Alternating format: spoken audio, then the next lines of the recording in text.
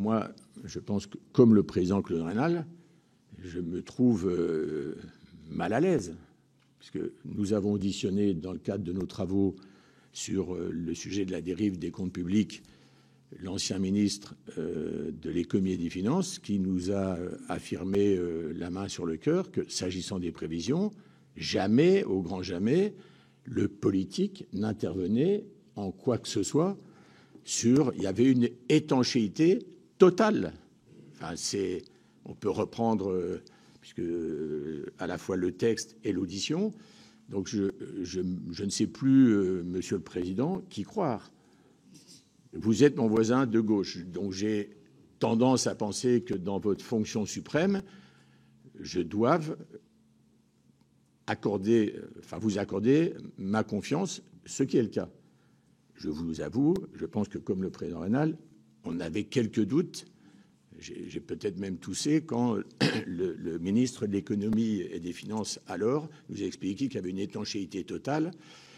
Mais tout ça, alors je le dis évidemment, vous le sentez avec une ironie un peu vinaigrée, mais je pense qu'il faut qu'on regarde ce sujet de près. Vous avez mentionné une ironie vinaigrée. Pour ma part, je dirais que je me sens un peu amusé. Il y a une douzaine d'années, j'ai été ministre des Finances pendant 2 ans. J'ai donc eu 2 budgets à préparer. Et puis pendant 5 ans, j'étais à la Commission européenne en charge du suivi des budgets nationaux. Je ne sais pas si le mot d'étanchéité totale a été utilisé, mais je dirais que soit les choses ont énormément changé, soit j'ai tellement vieilli que je suis devenu un peu amnésique. Mais l'exercice de prévision, on ne peut pas dire qu'il est totalement soustrait aux politiques. C'est pas exact. Alors, il n'est pas forcément totalement politique non plus.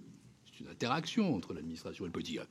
Le politique qui est à Bercy et qui ne tient pas compte des analyses du Trésor ou du budget, c'est pas sérieux. La situation dans laquelle on s'est trouvé en 2024, c'est sûr absurde, avec une prévision de croissance qui a été modifiée de 0,4 points de PIB en février, après un vote en décembre du PLF. Et vous voyez toutes les conséquences que ça emporte. Effectivement, à ce moment-là, il n'y avait qu'une manière de sauver le solde, c'était bien un PLFR, et très tôt dans l'année. Mais je crois indispensable, je dis bien indispensable, de soustraire l'exercice des prévisions à ce seul dialogue, parce que c'est ça la vérité entre le politique et l'administration. C'est comme ça que ça marche. Parce que là aussi, à peine la loi votée, il y a des annulations de crédit, on l'a dit à la ministre. D'abord, pour le travail parlementaire, c'est assez désagréable, pour ne pas dire tout à fait désagréable, quel que soit le montant des annulations, parce que c'est une manière de piétiner les décisions qui n'ont pas été prises d'ailleurs sans travail avec le gouvernement. Enfin, on va se dire aussi les choses. L'objectif, c'est d'avoir un travail qui soit fluide et constructif. Mais quand on regarde les annulations de crédit entre 24 et ce qui vient de se faire en 25, en 24, vous aviez dit il s'agit d'un stop and go incompatible avec l'impératif d'une dépense de qualité. Est-ce que l'exercice moins élevé en 2025, vous auriez tendance à le qualifier de la même manière? L'avenir, sur le dérapage des recettes, notamment, que vous avez interrogé, quelles assurances pour 2025? Il n'y a pas de garantie que les recettes en 2025 seront bien en ligne avec les dernières prévisions, mais en l'état des choses, nous ne sommes pas non plus dans la situation de 2024. Et je le dis d'ailleurs, monsieur le sénateur, Nicolas Carnot n'a pas été recruté en venant du Quai d'Orsay, il vient de l'INSEE. Il n'y a pas de diplomate au Conseil, et quand nous avons envie de ne pas l'être, nous ne le sommes pas. Quand je suis venu vous présenter notre avis sur le dernier programme de stabilité, c'était il y a 1 an, je me souviens très bien des chiffres, des formules que vous avez utilisées, vous disiez que ça n'était pas cohérent, et pas crédible. Donc quand nous sommes sévères, nous sommes sévères. Quand nous le sommes moins, nous le sommes moins. Et le message pour 2025 est un message, je crois, ciblé, centré sur la situation d'aujourd'hui. Oui, le gouvernement actuel a tenu compte de la situation 2024. Est-ce que ça écarte totalement les mauvaises surprises? Non. Est-ce que ça... oui, ça ne permet pas de qualifier de la même façon la prévision, la démarche, la cohérence. Ça tourne avec les biais que nous avons soulignés, les risques. Mais notre expression modérée correspond très exactement à ce que nous pensons et à ce que nous observons. Et puis, je voudrais revenir sur la certification des comptes de l'État, parce que je ne vous cache pas qu'on est actuellement soumis au même dilemme. Et quand je dis qu'à un moment, il faut dire les choses avec sérieux, et si la situation est grave, il faut aussi dire qu'elle est grave et pourquoi. Vous exprimez donc une insatisfaction, et vous l'avez même dit, un agacement au regard des nombreuses réserves que le gouvernement, jusqu'à maintenant, n'a pas levées sur la qualité des comptes de l'État. Je l'ai dit et je le redis. Mais je pense que le gouvernement a quand même entendu le message. Aucun effort n'est fait pour améliorer les réponses à nos demandes en termes de certification.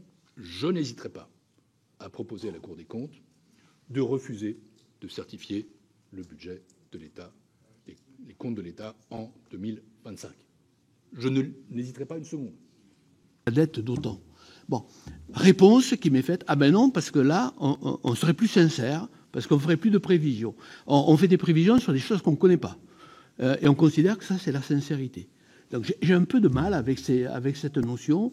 Je trouve qu'on devrait être beaucoup plus précautionneux. Et quand on ne sait pas, on ne met rien.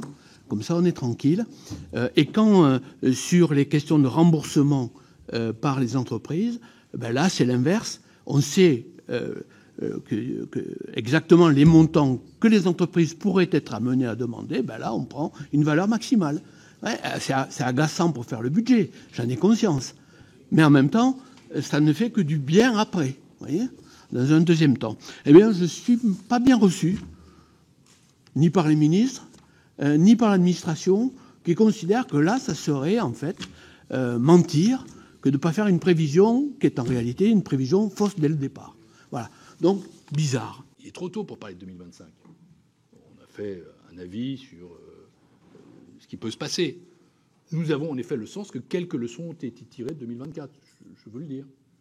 En effet, on a encore des risques à la baisse, des prévisions qui sont pas en atteinte, mais nous n'avons pas la sensation qu'on soit dans un exercice aussi loin de la balle, pardon d'être familier, aussi irréaliste, aussi volontariste, comme on voudra, que celui de 2024, qui a entraîné tout de même un résultat catastrophique, il faut le dire.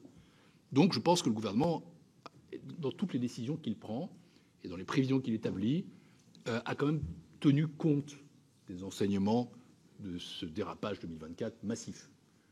Est-ce que, in fine, ça se vérifiera? Ça, c'est ce que l'exercice dira, mais ça n'est pas dû aux mêmes erreurs de conception initiale, si vous voulez. Le verre était dans le fruit en 2024. Là, non. Il peut y avoir des aléas, on les connaît. On est quand même dans une situation assez invraisemblable, extraordinaire, et ça peut se produire. Évidemment, est-ce qu'il ne conviendrait pas finalement qu'on ait un montant prévisionnel de consommation des crédits reportés dès la loi de finances initiale? Est-ce que ce ne serait pas plus sincère que de dire d'entrée de jeu où on veut se situer? Eh bien là aussi, quand on évoque le point, il n'y a pas un enthousiasme fabuleux d'une administration que vous avez bien connue. Et on aura une vision plus claire des politiques publiques qui veulent être menées. Parce que sinon, on a un truc qui est assez bizarre entre l'idée qu'on annule des crédits et donc on supprime des politiques publiques, alors on ne comprend rien. Et puis non, on nous dit, ah mais non, pas du tout, parce qu'on a indiqué dès le départ au ministère qu'en fait, cette politique publique était rabotée dès le départ, quoi, autrement dit. Il y a quelque chose là aussi d'assez peu clair dans ces techniques-là. Je voudrais votre avis. Nous avons le choix entre faire cette révolution de la dépense, faire des efforts maintenant, volontaires, intelligents, raisonnés, ou bien, à un moment donné, subir l'austérité. Je ne crois pas du tout que la situation de la France soit une situation catastrophique. Nous sommes en train de voir arriver le FMI non, je ne crois pas ça, ou la mise sous tutelle. Mais il ne faut pas aller trop loin. Si les scénarios les plus pessimistes que nous faisons, et il y en a, notamment le rapport sur la situation des perspectives des finances publiques, ou le rapport que nous avons délivré il y a quelques semaines sur les finances publiques, qui montrait qu'on pouvait atteindre 120 ou 130% de dette publique aisément. Si on continue comme ça, à un moment donné, on perdra confiance dans la France.